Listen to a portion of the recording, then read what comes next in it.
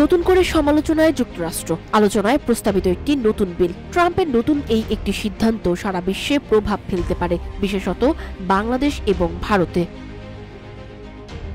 ট্রাম্পের নতুন বিলটি হয়েছে রেমিটেন্স নিয়ে। এই পরিবর্তন অভিবাসীদের জন্য নানা ঝুঁকি নিয়ে আসছে এবং তা বিভিন্ন দিক থেকে বাংলাদেশের রেমিটেন্স প্রবাহকে প্রভাবিত করতে পারে বলে আশঙ্কা করা হচ্ছে। সম্প্রতি যুক্তরাষ্ট্রের president Donald Trump one big beautiful bill নামে একটি নতুন বিল প্রস্তাব করেছেন। এই বিলটি পাশ হলে যুক্তরাষ্ট্র থেকে অন্য দেশগুলিতে পাঠানো অর্থের উপর 5% কর আরোপ হবে। অর্থাৎ যুক্তরাষ্ট্রের নাগরিক না হলেও যারা দেশে অর্থ পাঠান তাদেরকে বাড়তি খরচ বহন করতে হবে। এমনকি এটি কেবল অভিবাসীদের জন্য প্রযোজ্য হবে, অর্থাৎ যারা যুক্তরাষ্ট্রের নাগরিক নন। এর মধ্যে থাকবে গ্রিন কার্ডধারী H-1B, RICL TMX, যুগের পর যুগ স্থাপনা থাকে মজবুত, F-1 ভিসাধারী এবং এমনকি আনডকুমেন্টেড অভিবাসীরা।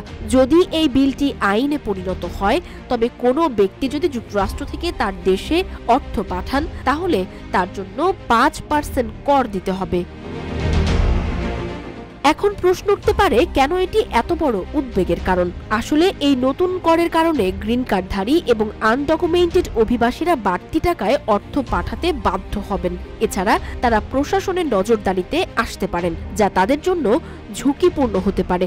যদি কোনো ব্যক্তি অর্থ পাঠানোর সময় সোশ্যাল সিকিউরিটি নম্বর প্রদান করতে বাধ্য হন, তাহলে প্রশাসন সহজেই তার ইমিগ্রেশন স্ট্যাটাস জানতে পারবে। যদি এই 5% কর কার্যকর হয়, তবে অনেক বাংলাদেশি অভিবাসী হয়তো অর্থ পাঠানো বন্ধ করে দেবেন অথবা কমিয়ে দেবেন। এতে বাংলাদেশের রেমিটেন্স প্রবাহে নেতিবাচক প্রভাব পড়বে, এমনকি বাংলাদেশি মুদ্রার মানও সংকটে পড়তে পারে। শুধু বাংলাদেশের জন্য নয়, ভারতের জন্য বড় এক ধাক্কা হতে পারে এই কর। বর্তমানে যুক্তরাষ্ট্রে প্রায় ৪৫ লাখ ভারতীয় নাগরিক বাস করেন এবং তাদের মধ্যে অনেকেই নিয়মিত অর্থ পাঠান। 2023-24 অর্থ বছরে যুক্তরাষ্ট্র থেকে ভারতে রেমিটেন্সের পরিমাণ ছিল প্রায় $32 বিলিয়ন। ট্রাম্পের এই বিল পাশ হলে ভারতের জন্য $160 কোটি অতিরিক্ত খরচ হয়ে যাবে।